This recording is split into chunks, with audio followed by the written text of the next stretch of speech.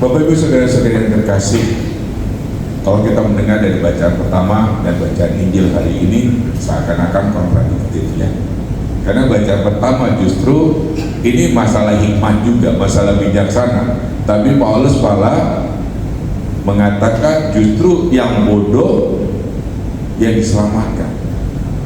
Sedangkan dalam Injil malah terbalik. Yesus malah bilang, wanita yang bodoh dia yang tidak akan ikut dalam pesta Tuhan. Ini kan terbalik ya, seakan-akan terbalik. Tapi apakah memang terbalik? Justru disinilah kita disadarkan, Bapak Ibu Saudara-saudara yang terkasih.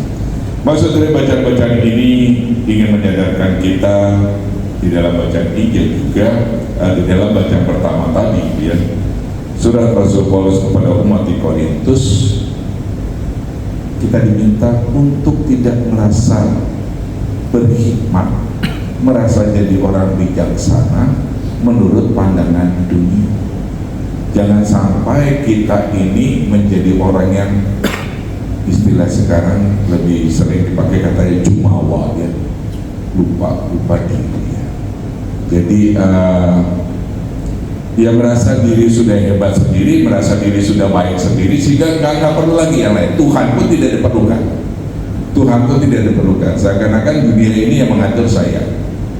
Dunia ini ada di tangan saya, sehingga saya tidak perlu lagi sama Tuhan. Ya, ajaran-ajaran Tuhan, atau dengan kata lain bahwa saya pasti bagi orang beriman, saya pasti masuk surga. Karena apa? Karena yang merasa diri, ya saya kan dekat sama Tuhan.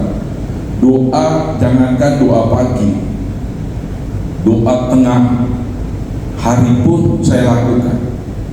Kalau saudara kita 5 waktu, mungkin kita bisa 10 waktu. Pagi bangun tidur doa, mau jalan doa, mau jam 9 doa, siang doa dulu sebelum masuk kantor, doa terus. Kita merasa diri dengan doa kita selesai. Baca kitab suci lancar, setiap tahun pasti habis satu kitab suci. Bahkan setiap tahun beli kitab suci baru karena udah dicoret-coret semua. Nah, kita merasa bahwa hal-hal yang demikian itu membuat kita yakin bahwa Tuhan sudah dipegang oleh kita, dan kita merasa ya nggak perlu lagi hal lain. Tapi ternyata dengan kesombongan rohani inilah kita lupa bahwa hidup kita bukan hanya sekedar urusan rohani, urusan dengan Tuhan, dengan doa, bisa baca kitab suci, tetapi kita lupa bahwa hidup kita adalah juga dengan sesama. Jangan sampai kita merasa diri paling bijak, kita merasa diri paling berhikmat, sehingga kita mudah untuk mencela orang, kita mudah untuk menghina orang, kita mudah untuk menihilkan orang, menganggap orang lain itu, komentarin, banyak sekali komentar-komentar. Orang salah dikit kita komentarin, bahkan yang tidak kenal pun kita komentarin. Yang disebut dengan netizen kan begitu ya. Nggak kenal sama orangnya, komentarnya lebih ketus, lebih nyelekit. Nah, di sini kita disadarkan bahwa menjadi orang yang bijaksana seperti para wanita yang bijaksana itu berarti orang yang tidak merasa diri paling hebat, orang yang tidak merasa diri segalanya cukup, tetapi orang yang selalu menimba dan mencari apa yang Tuhan kehendaki dalam hidup kita. Hidup kita bukan hanya sekedar untuk urusan kita dengan Tuhan, tetapi bagaimana urusan kita dengan sesama. Kita menyadari bahwa Tuhan yang Maha Kasih, oleh karena itu bagaimana kita sendiri juga mewartakan kasih Tuhan itu kepada sesama. Dengan memberikan perhatian kepada sesama, paling tidak adalah kita tidak membuat sesama kita menderita atau juga sakit hati karena kehadiran kita, karena perkataan-perkataan kita, atau karena perbuatan-perbuatan kita.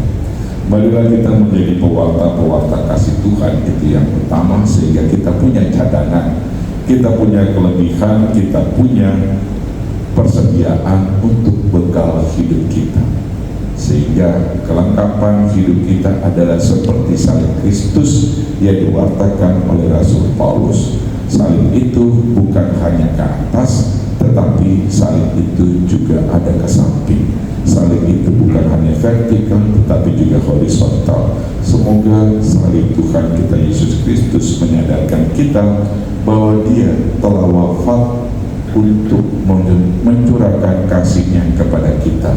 Semoga kita pun bersedia untuk mematikan keegoisan kita, untuk mematikan segala keserakahan kita, mematikan keangkuhan kita, agar kita mampu untuk menjadi pewarta-pewarta kasih bagi sesama kita, seperti yang Tuhan Yesus sendiri atau Sang Pemazmur katakan, bumi penuh dengan kasih setia Tuhan. Semoga kita menyadari bumi ini adalah dipenuhi dengan kasih setia Tuhan.